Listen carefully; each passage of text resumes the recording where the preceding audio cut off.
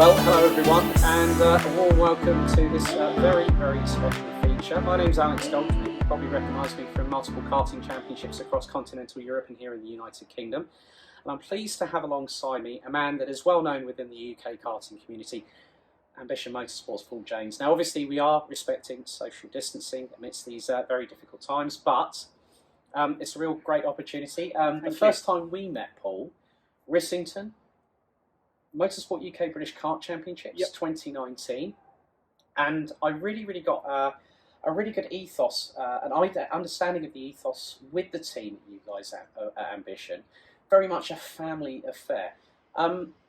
Just talk to us about the genesis of the team. I understand it started back in 2004 down here in the southeast, and you guys have really shown very much that you're a David versus Goliath within the UK karting infrastructure, but you've gained a lot of respect. I mean, tell us about, firstly, your genesis into how you got involved as being not just only the team boss, but also the owner of Ambition Motorsport. How did you make that transition into it, and what was your previous racing experience? Yeah, so basically me and my dad, a dad and lad team, we operated throughout the southeast, started karting, worked our way up from Honda Cadet. When Honda Cadet first came out, it was sort of the era where everyone was on the Coma, obviously the C50 engine, I believe it was, back in the day, and obviously there was a market there for another route of cheaper racing, which was the Honda Cadet category.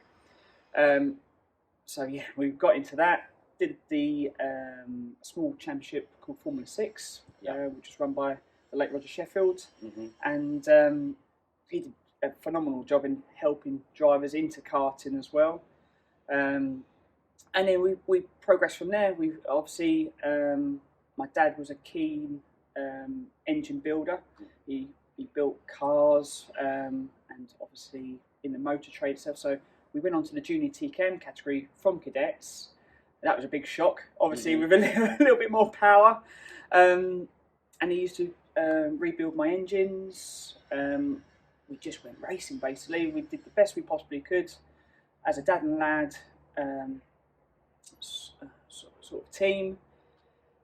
And then we actually started doing all right, to be fair. And we worked our way up the ranks. We went junior TKM, club, NKRA, won the regional championship in that. Progressed onto the Super 1 in juniors back when I was sort of 15, 16. Did very well in our first Super 1, it was called, as a National Kart Championship. Did the qualifiers where there was no road tax, nothing else. It was TKM and JICA.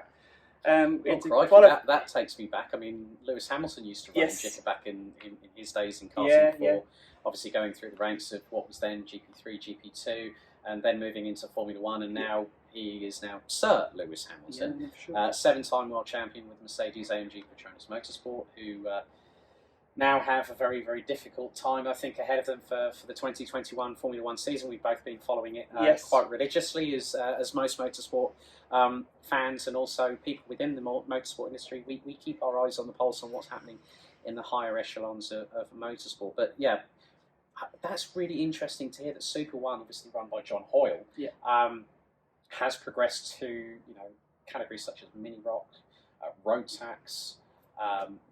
There's been so much activity. I mean, John's had Super 1 going for the best part of over a quarter of a century, and it's still going strong to this day. But then obviously moving on from junior TKM, what was the next progression for you as a driver? So we got to the stage, obviously, doing junior TKM. We obviously entered the qualifiers as a privateer, as you called it. We finished second in the qualifiers out of everyone who took part. We had some strong names in motorsport as well taking part, who are sort of in the higher categories now, and they're always my better days, my cadet and junior days, because it's so much fun. You're sort of bonding with new friends, and you make friends for life. And they go to different paths, and obviously they stay in the sport as well. So yeah, we finished overall second in the qualifiers, 8th in the championship in our first year at it. But obviously I got to the stage where I was too old to carry on, so we couldn't carry on with our seed. dived in a little bit of Junior Max, and it's in its second year, so they had their obviously first year in Champions of the Future. Back in the day where they pulled the engines, and everyone who did the championship was only allowed one engine to do the championship, and we did it in the second year, but it just wasn't the same. At the time, I was more 100cc. My dad used to like tuning the engines and stuff like that, and it was obviously a sealed unit, and it just took a little bit of fun away from my father. So we went on to senior TKM, progressed in senior TKM. We had a lot of help from Dartford Karting, with the support from them. It was Jim at the time, and then obviously moved on to Martin. And yeah, basically we run the solo kart. We was the sort of the only people on the solo, and we did all right. And probably obviously going on a little bit, I moved on to senior Rotax.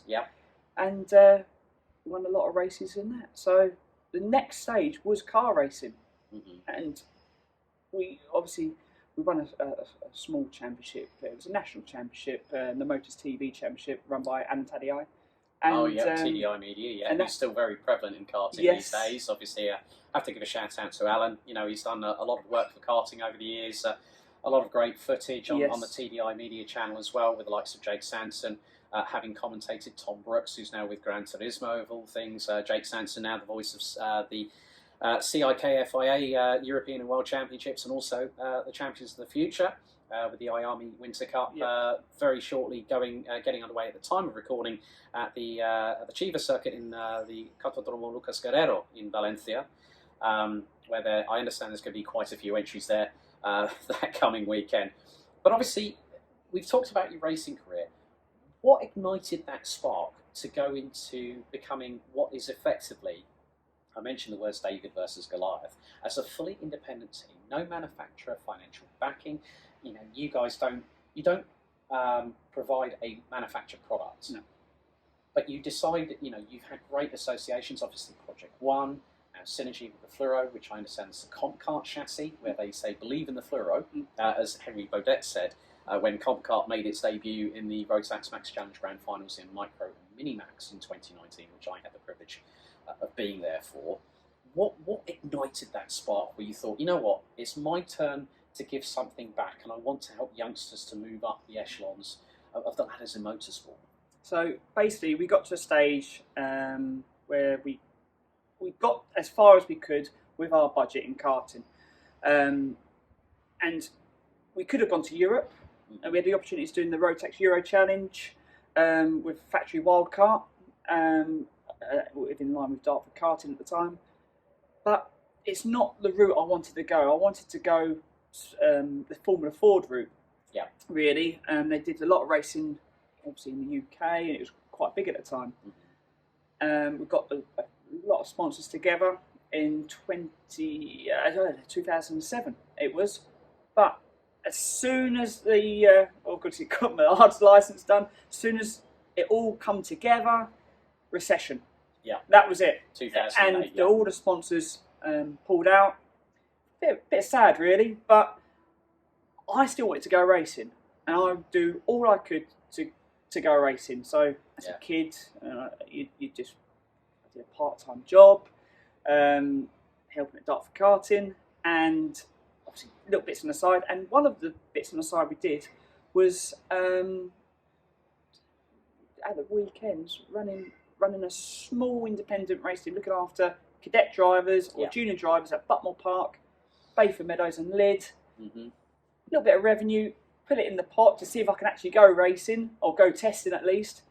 And we had drivers join us, and they did very well.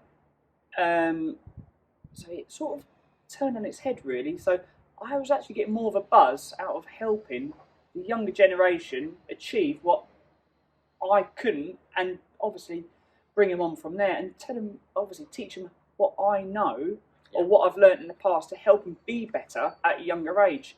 And it sort of progressed, and it got to a stage where we looked after a cheeky little chap, Billy Munger. Yes, who's just recently done 140 miles walking, cycling, and finished, of all places, at Brands Hatch, not too far from here, because we're currently in Faversham. Yes. Obviously, West Kingsdown is where the Garden of England of motorsport is, Brands Hatch, which, funnily enough, in 1986 was the first time I ever went to a race meeting. We missed Formula 1 qualifying by 10 minutes, but then we had all the support races. And obviously, Formula Ford has been a great training ground for a lot of drivers. Jenson Button, Tiffany Dell, Mark Webber and James Courtney, obviously two very, very well-known Australians in their own respective international motorsport. Courtney went on to go back over to Australia to go into supercars. Mark Webber ended up with Red Bull Racing alongside Sebastian Vettel in the twilight of his career, but then moved on to the Porsche crew with the 919 hybrid. I was actually there when Mark and fellow Enterpedian Kiwi Brendan Hartley secured their first ever podium finish at the 6 Hours of Silverstone in 2013. Now, another big thing about karting, Paul, is the community. Yes. And you know, you've got great affiliations, obviously, with the guys at KKC, obviously now with Synergy, Project One, where these chassis providers are helping in order to give these younger talents this opportunity to grow, to flourish, to develop into, you know, real good drivers that could have an opportunity, maybe even to get into top tier sports cars, top tier single seaters such as Formula One, maybe even we've seen the likes of Jan Mardenborough. Okay, he's had a very different path, but he's had a multi-year career in Japan in Super Formula and Super GT, most notably as a Nissan Works driver. Just tell us about how things are now progressing. Obviously, 2020 was a difficult year for us all. Obviously, the emergence of the COVID-19 pandemic, a very shortened campaign for everybody, including yourselves at Ambition. But there was a lot of success. Just tell us about, obviously, you know, you got the association with Gary Rolfe at KKC, based out of Wilson Mill, and obviously Synergy Fluoro, which, as I said earlier, run the Comcart chassis. How have those relationships within not just the community, but also the partners that Ambition Motorsport have, in order to bring this new young talent, this hungry young talent, to move up the ladder? Yeah, so basically, we obviously focus on driver development. Our sole focus is to make that driver come from brand new into kart, who's never ever sat in a kart before, to achieving their goals on becoming champions, even if it's at club level, British, if not giving them the stepping stone for them to progress into another class and be champion in Europe. But it's really good because I've got no other how can I put it? I've got no conflict of interest with anyone. I will help everyone with their brand. If it comes with engines, different engine manufacturers, or obviously builders, kart manufacturers, to help them promote their product. And by doing that, you form a good relationship with everyone. And I think in karting, because it's such a small community, helping everyone in karting would actually give you more respect in the long run. And there shouldn't be any enemies in the sport, because it's a fun sport for everyone. It's something that you look back in over time and go, they were the best days of my life. And yeah, just helping everyone promote them as much as they can, especially in like these hard times, because obviously we haven't been able to do any sport. We've effectively lost 6 months. 6-7 months from 2020 into 2021 now. So obviously it's been a compact calendar. In 2019 we won the British champs, and obviously Mitchell Gibbons in Honda Cadet Cup. I was there for when both he and Keen Nakamura were battling it out. You know, over what was some fantastic racing, and that's one of the things I love about Honda Cadet. You know, the maturity that these young drivers between, I think it's 7 and 12, can really learn their craft. You know, you've had the likes of George Russell, Billy Munger win that championship in terms of national exposure, and you see what they've gone on to. You know, George running with Williams alongside Nicholas Latifi, and he's shown that okay, now this is something that I want to bring up, and I think it's quite relevant. When obviously Lewis Hamilton came down with COVID-19, George Russell was then given a call by Toto Wolff to jump into the Mercedes, which gave I have to give a shout out to this guy because he's done a fantastic job on the broadcasting side alongside Will Buxton, Jack Aitken. Yeah. Jack got the chance with Williams. George, despite having to wear a shoe size too small, and he's not exactly, he's a bit, in terms of his stature, he's nearly as tall as Alex Wurz, over 6 foot, still got in the car, put it P2 behind Valtteri Bottas, which gave the flying Finn a bit of a worry.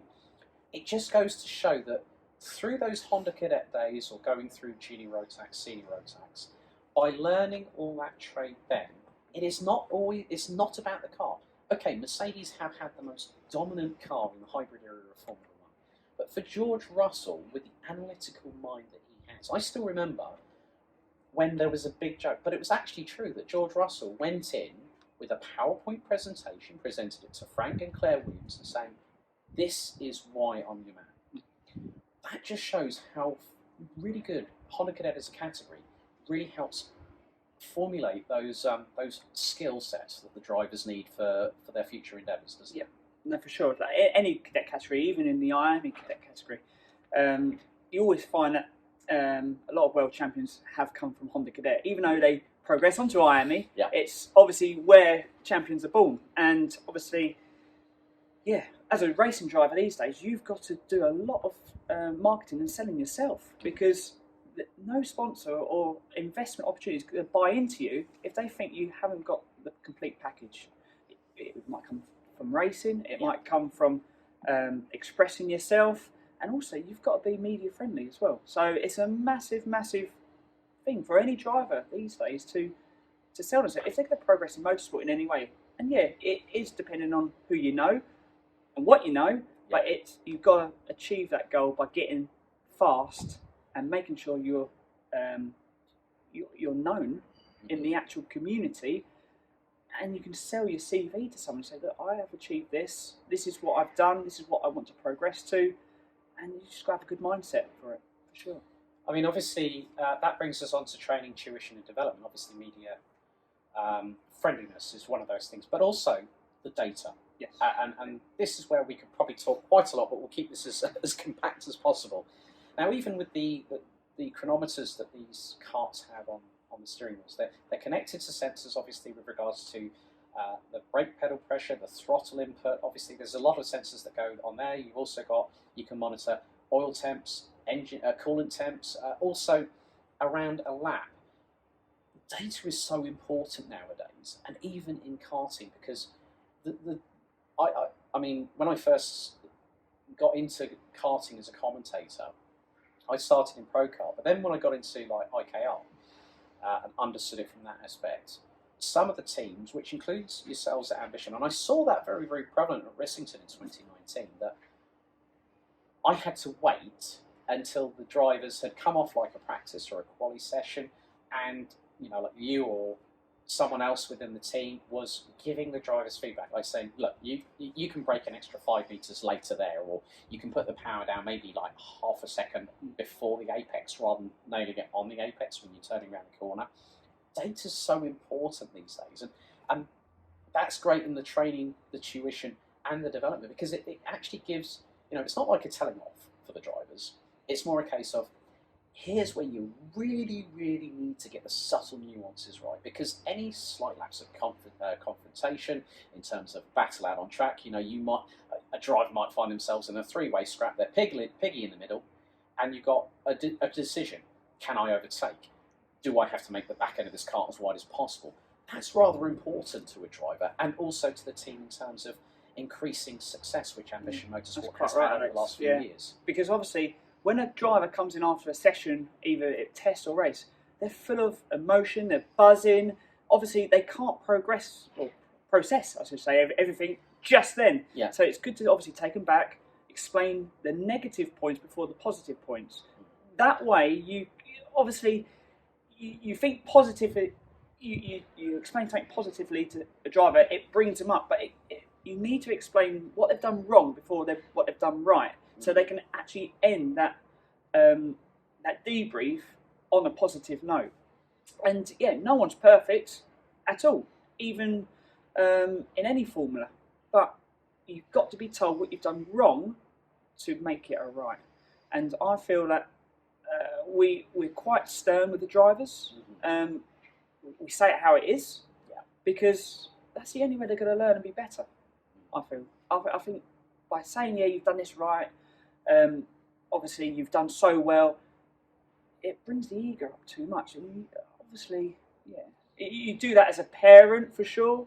But the parents are paying us to iron out all the problems, and that's where we come in and make them better drivers, really, because they need to know, obviously, what they've done wrong straight away before they don't do it again. I mean, it's a case of bringing them back down to earth with the bum. Get rid of all that adrenaline, all that testosterone that's going through their veins, or the amount of serotonin that's going on in up here, up top.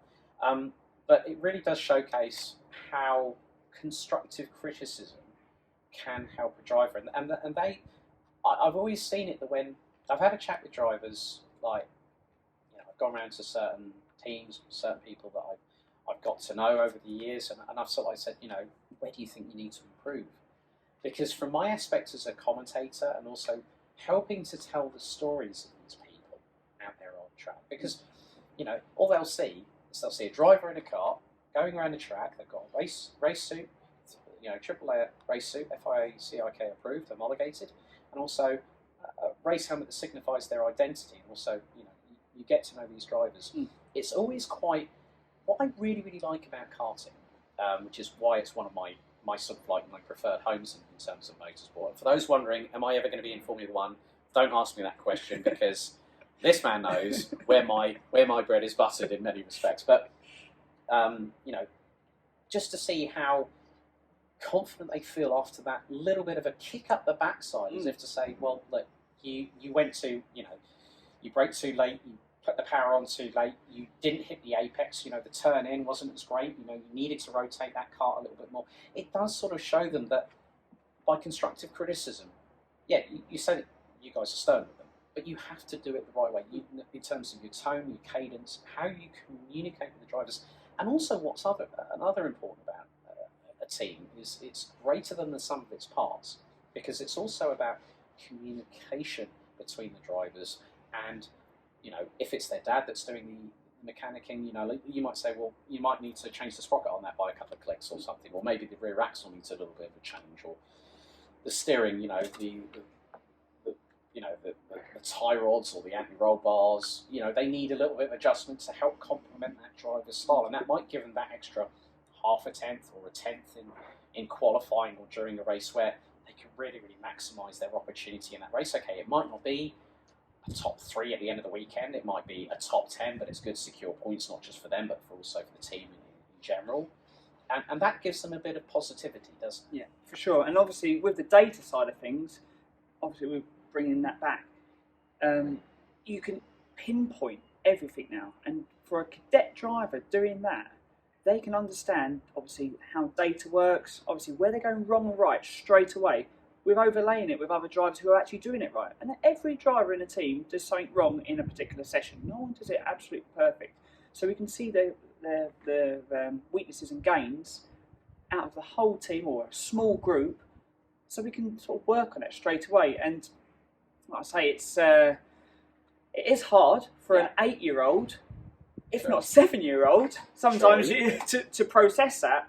But starting them young doing it, they'll become a lot better in future years to come. And coming back to Billy Munger, he was an expert at understanding data when it come to reading obviously the micron system that we used at the time, and he can actually tell us exactly where he was going wrong before he even plugged all his data into the laptop and gone, he was actually quite right there. He can see exactly where he was going wrong, and that, as a driver, if you're thinking before you're acting out on circuit and thinking what you can do better each lap, they'll be champions. Yeah. Well, really, I think we've talked a lot about things, but what we need to do now is unveil the 2021 lineup for Ambition Motorsport.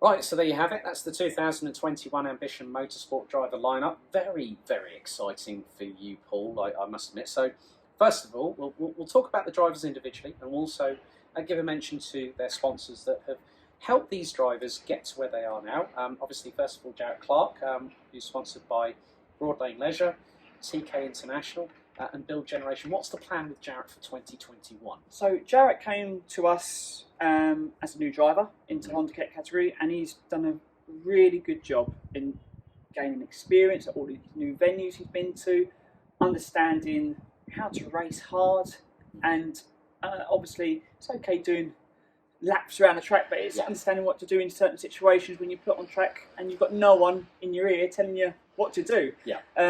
He's come on leaps and bounds. He won a round of the Super One in 2020, which was obviously the series run by John Hoyle. And he is the official Honda Cadet O-Plate Super One winner, and which he won at Rower. And shout out to Malcolm Fell. Hopefully all the team over in Cumbria are doing well. Obviously we're looking forward to seeing more action. I mean, I've commentated at that circuit. Brilliant track. It feels like you're in one of those gravel excavation pits, doesn't it? Beautiful venue. But when you get the sunshine in there, it's wonderful. When the rain comes along, it's a little bit more trepidatious. Makes it fun, doesn't it? It does make it fun. Water always spices things up in karting. We both know that through our relevant experience. So good to have Jarrett on board. Yeah, he's doing a good job, and obviously he's going to be strong for 2021 for sure. No, I'm looking forward to seeing his progress. Then we've also got Hugh Roche as well, sponsored by Infinity X and Penzo, I believe. What's the plan with? How did Hugh get into Ambition, and obviously what's the plan for him for 2021? So Hugh was doing some club events at Shillington and Wilton Mill. He's obviously looking to do a British Championship. He did obviously his training with ProTrain. Gary at ProTrain did a really good job with him, and he's very, very good at helping drivers into the sport as well. And Hugh wanted that next step, and he's obviously seen our success in 2020, and he wanted to join a team where he's got good data, good teammates around him to push him really. He's a young lad. He's obviously loves karting, absolutely adores karting, and so he's going to be very, very good to work with. And yeah, it's going to be hard in 2021 because he's got a lot of new venues to visit and learn, but he's got a few years left. So obviously there's no rush. If we get the most out of him in this year, he's going to be very strong for 2022 as well. So no, exciting plans for Hugh coming up. Jack West is the next driver, sponsored by Global Growth Markets, Reading Business Centre, Proven Concept and Clever X. Another new name for the team, I understand as well. What's the plan with him? So Jack joined us late last year. He's come from a background of racing at Clay Pigeon, Forest Edge, and obviously same situation as Hugh. He wanted to find a team that he can progress, have good teammates around him to push him more than anything else, and understand where he's going wrong, and obviously make him better as a driver. But he hasn't been doing it that long. He's been doing it just under a year. So he's really, really new to karting, and lovely family, and obviously he's come into the team a little bit starstruck about obviously the team itself, and we sort of just said, don't worry, just let the car, obviously you're racing till you're talking, and then he's gonna be strong obviously in 2021 for sure, and and obviously he's on the Synergy Fluoro chassis, which has obviously had success in 2020 with our drivers. So yeah, he's got everything underneath him, which is going to help him progress for sure. Okay, next up, Harrison Sifweli. I hope I've got the surname pronunciation right. Backed by Sasso Automotive. Another new name I've recognised because obviously we'll get on to some of the drivers that have developed and moved on through Ambition Motorsport. What's the plan for him? So Harrison is got a program underneath him at the moment to do some testing, mainly in 2021. He's officially not old enough to race, so we're just trying to get him away from the Bambino, get him stronger in the Honda Cadet kart, and get used to the speed really, get used to the atmosphere of being on track with other drivers, older drivers where he can learn from. So when he does turn 8, he's going to be near the front straight away. So we do sort of help drivers who don't want to carry on with their Bambino career. Yeah, right. They want to jump up into the next category, and obviously with the COVID situation, there's not been much racing. So a lot of people just want to go testing and get better. But Harrison's going to be a British champion, that's for sure, in future years to come. So keep an eye out for that name.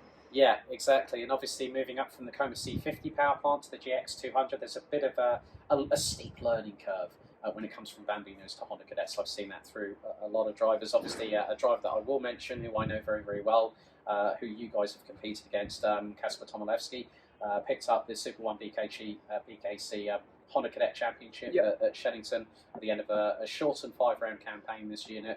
You know, there's so many good talents in there as well. Jaden Sherwood is a name that has also graduated from the Bambino Kart Club. I have to give a shout out to Darren Beavers. I met Jaden back in 2018 when I was their official commentator. Harwood Building Control and Hydramate. I know those two sponsors very well. I do have to give a shout out to his parents that particular season because they sorted me out with a complimentary Hydramate bottle, which was well needed. It did get plenty of use, but obviously Jaden, I would imagine, is going to be sticking with Honda Cadets this year. You know, he's proved very, very strong. Obviously, he joined the team last year. He's looking to build on some successes that he's had from 2020, isn't he? So he obviously joined us at the beginning of last year, looking to do a season in the Super 1 category. They haven't got the budget to do the British Champs, but we cater for drivers who want to do the British Champs and drivers who want to do the Super 1. And that's the best thing about it, because the Super 1 have got the pooled engine side of things. So you haven't got to go out and buy engines. You can actually rent them for the weekend and run on a competitive level with other drivers. So yeah, we give that option for our team and also the parents who are looking to join us and go racing. But Jaden's been brilliant. He's come on board. We set him up a program last year of doing test events and doing some obviously race events before the Super 1 Championship, and he was in a strong position. He was he's always been in the top 3 all year, and he's also been super fast. He finished 3rd in the Super 1 last year, which is a place higher than he finished before. Yeah. But he had a chance of winning it if it weren't for a mechanical gremlin crept in. But at the end of the day, he is going to be doing it this year, and he's going to be very, very strong and one of the ones to beat. Sure. Well, the last driver that we need to talk about, sponsored by QRG, is Ollie Warner. How did Ollie join the team here at Ambition, and what's the plans for him for this season? So Ollie is basically the newest driver we've got. He joined us a week and a half ago. So fresh meat for the grinder, wet behind the ears, but wanting to learn and to move forward. And that's really good to, to hear from that sort of perspective that, okay, a week and a half ago. That's how last minute, because obviously the situation with Ollie, I mean, what has he done previously and what is he going to be competing in this year? So Ollie hasn't done any owner driver stuff. The only thing he's done is the Bambino Kart School at Butler Park, which have helped many drivers in the paddock progress onto owner driver karting and progress into motorsport. Ollie won the Star Pupil event, which we sponsored last year. So his prize was obviously to join us for the day. He hasn't been able to do it because of COVID and obviously the lockdown situation. But he's very keen on getting started, being with a team who can actually push him forward and get him out testing as soon as the lockdown lifts at the early April, going on for the rest of the year. So he'll be looking to do some testing as well as Harrison. He'll join him at the same venues and they'll learn to be with each other, push each other on, and form a relationship that way, and obviously become a lot stronger in the mind to race in the British Championships in 2022. So we've got a path set out for him, but obviously a lot of hard work in 2021 will enable him to be a lot more positive and very fast for next year's season. Okay, now we want to talk about previous alumni.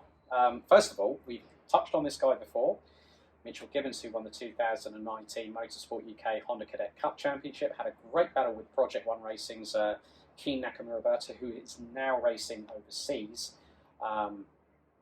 Mitchell is now making that new step.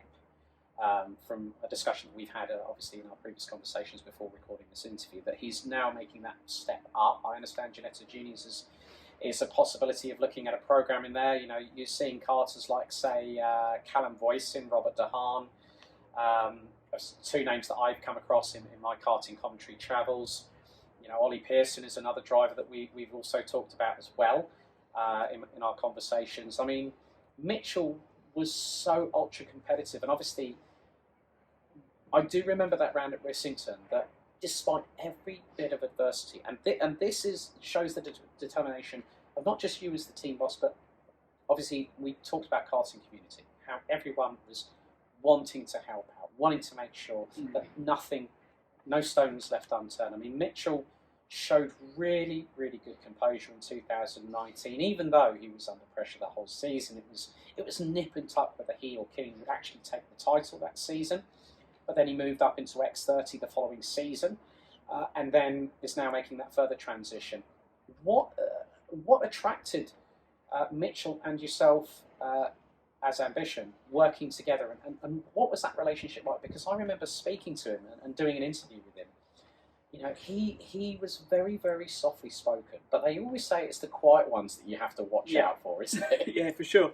So Mitchell joined us, brand new to karting, didn't know what a racing line was. Basically, he was out of control. So Steve, bless him, he said, look, can you help? I have no clue what I'm doing, which is his stepdad. And we took him on board at 7, and we got him a program sorted out so he can race in non-MSUK championship, a local circuit, to get him to understand his racecraft. And he's progressed from there.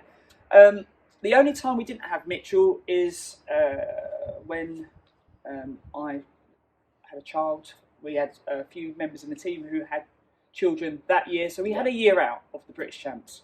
And then we came back, obviously, once everything was settled and our families were, obviously, everything was set, so we can go again. Mitchell went with another team, got a little bit more experience, didn't get a number. So our goal was, come back with us, let's see what we can do. You've been in the British Champs for 2 years now, your third season. I think you're capable of winning it, but let's go, just do your best. Try and aim for top 10 if you can. And also have fun at the same time, because that's what karting's all about. And I remember an interview with the late Ayrton Senna where there was a press conference. He was with McLaren at the time. They said, when do you think it was about that pure racing? And he mentioned a karting legend within not just UK but international circuits, circuit competition, but also as a guy that has made a name for himself within the higher echelon. He's well recognised. I am, of course, talking about the legend that is Mr. Terry Fullerton, who I have also had the prestigious honour of actually interviewing him. And I remember that interview that Ayrton did, and he said that late 1970s, competing against the very best. And I still remember when Terry said that it was at Hagen in Germany where it was his toughest test. He went through every single engine, and the engine supplier said, "Well, Andrea Cesaris has dropped out. We can give you a couple of, we can give you a free engine or something." And Terry just ran with it and ended up, drama after drama, chains going off, engines blowing up, and he still went with it. And that just shows how much fun karting can be. Another one that's been an alumni of yours. Also has a nickname, the Charmander, Ewan Charman. He, I understand, is no longer with the team, but he's had a good couple of years with you guys.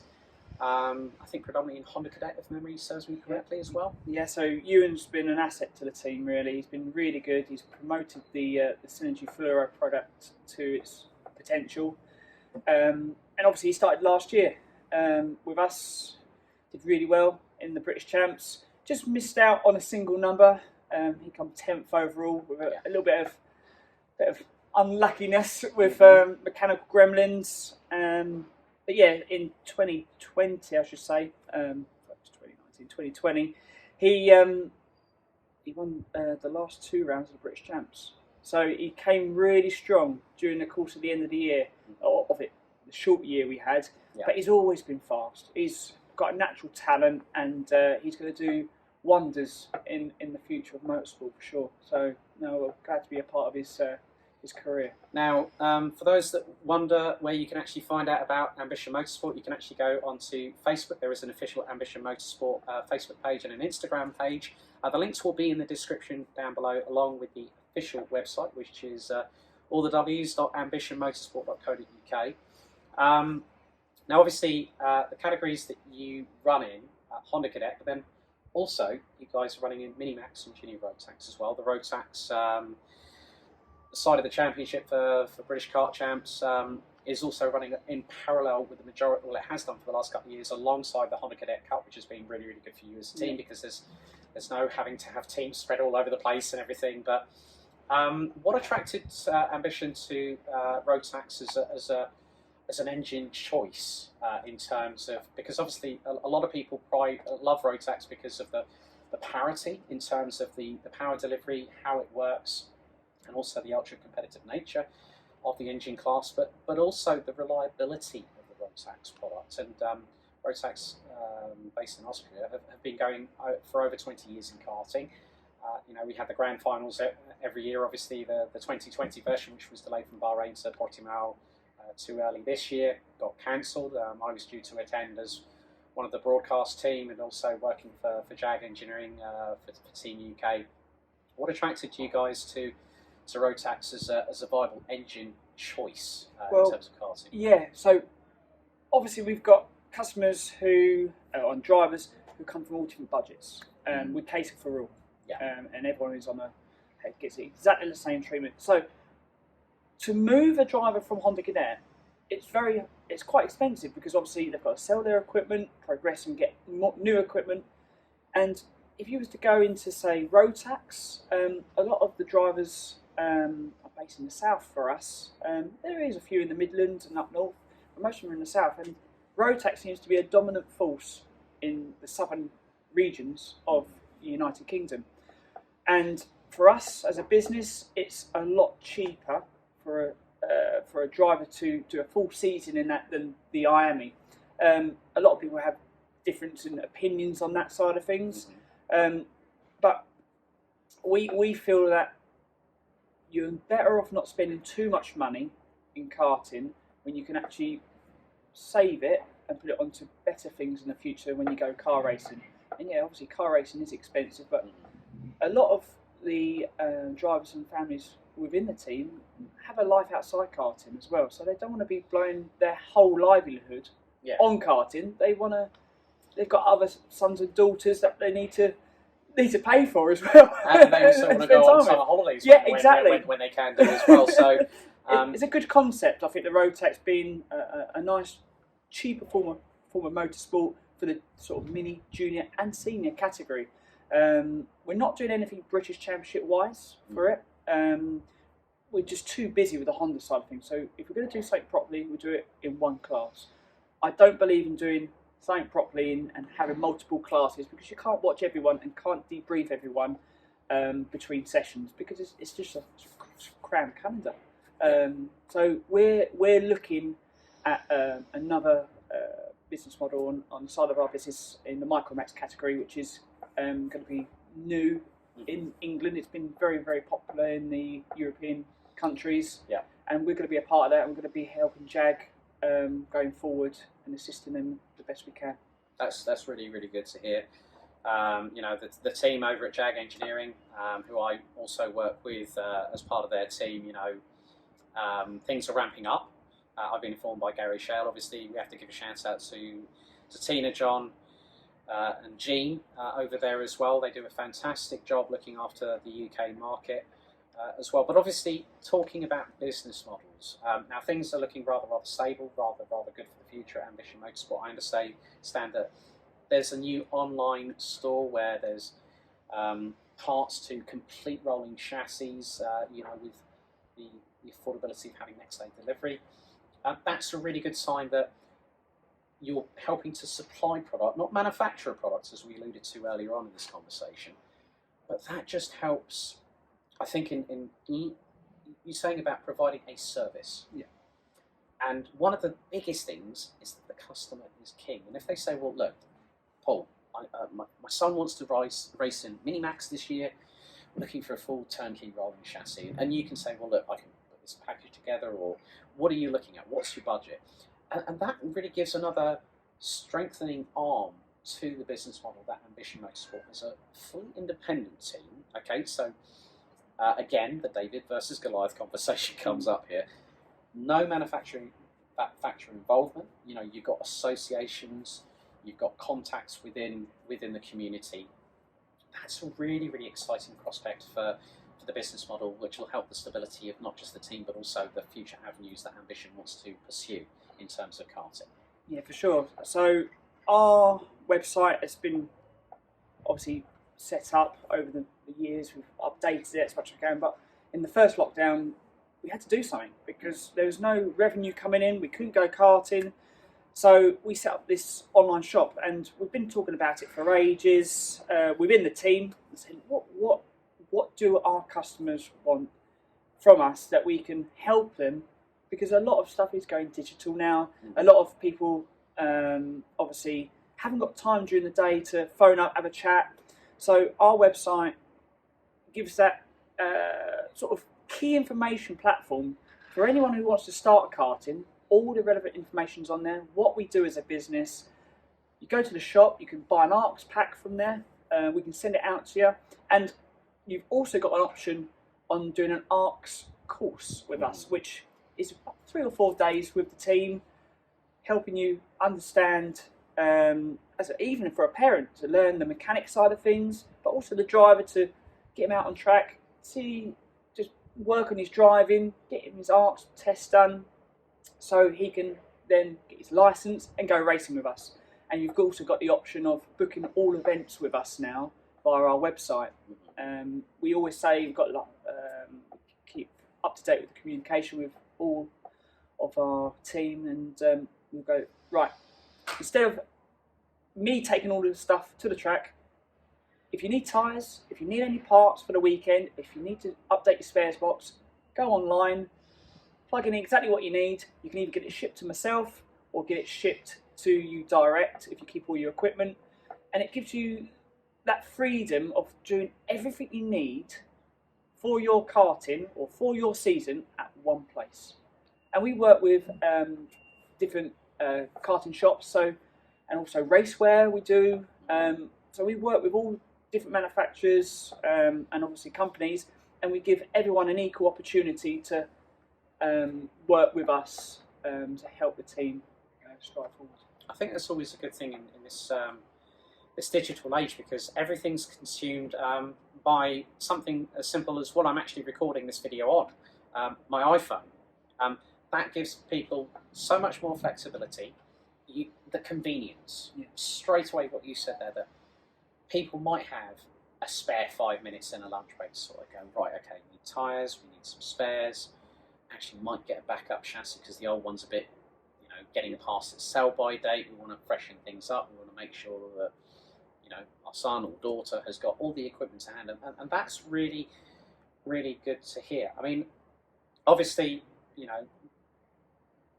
again with the business model, apart from the ways that you're looking to expand that remit of the business, obviously without sort of like help from people out there, and if there are people, there are you companies out there that want to help Ambition Motorsport reach even higher, loftier goals, then you can go to the website. You can also go to the contact page, which has got Paul's phone number on there. You can contact him directly to get in touch, because without that kind of backing, teams like Ambition have a future, and it also branches on the success. And we'll talk about that success now, okay?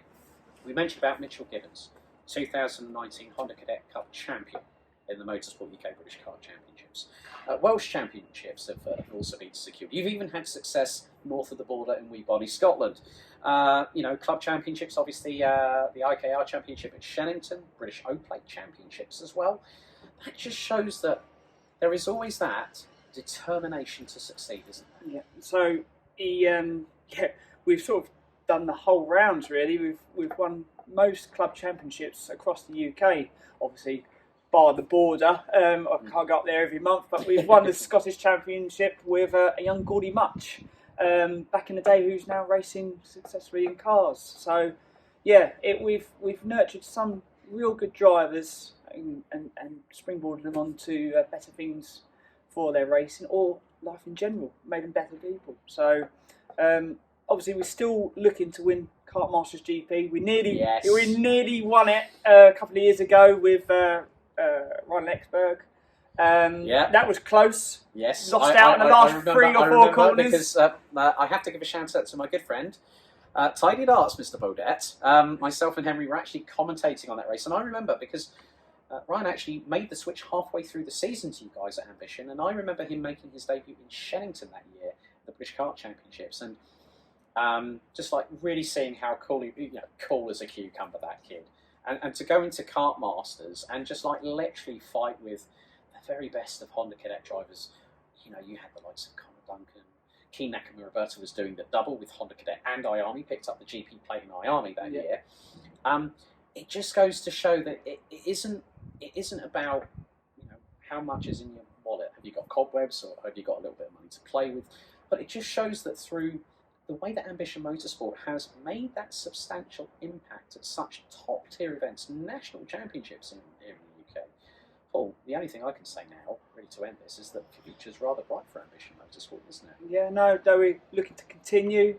There's no thinking about stopping for sure. We've got many future champions to help, and obviously we're going to meet a lot of new drivers coming into the sport. So obviously we welcome anyone coming along to us. Do a day with us, see how you get on. We can set you up a program to bring you onto that British scene.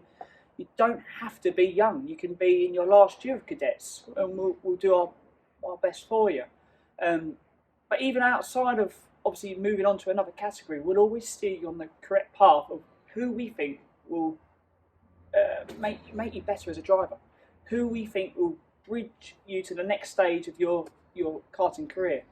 And if I could be a part of that, as I have been for many drivers in the past, hopefully one day we'll have someone in F1 or a high racing sort of category who can look down and go, that guy, he helped me. He helped me on. And you know what the funny thing is? This guy's a petrol head through and through. He will be shouting the walls down in his house when he sees that happen. I can guarantee you that much. Paul, thank you very much for your time. Thank you very much for your time as well. It's been a pleasure. So there you have it. An in-depth look at Ambition Motorsport. Thank you very much for watching, and above all, stay safe, stay healthy, and hopefully racing resumes soon on March 29th here in the UK, and we'll be going full throttle as always. Yeah. Thank you very much. No, we're itching to get out again, so yeah, we need to continue that success. A bit like me with trying to continue being behind the microphone, and I'm looking forward to when I get to commentate on this team once again. Thank you once again. Thank you. Paul. Cheers. Thank you.